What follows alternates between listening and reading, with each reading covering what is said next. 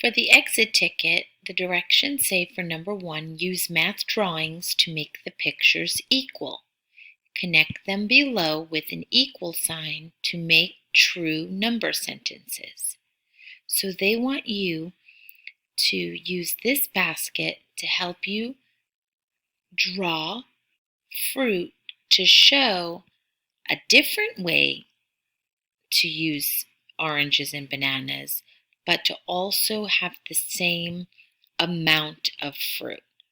Maybe you choose not to use bananas and oranges and you use some other kind of fruit, but there should be the same amount in this basket as there is in this basket. Write your expressions on the line and connect them with an equal sign. Hit pause and do that now. Hit play when you're ready.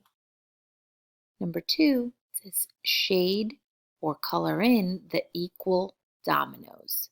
Write a true number sentence. So you're going to decide which 2 of these dominoes are equal, color them in, and write their expressions on the line with an equal sign in the middle.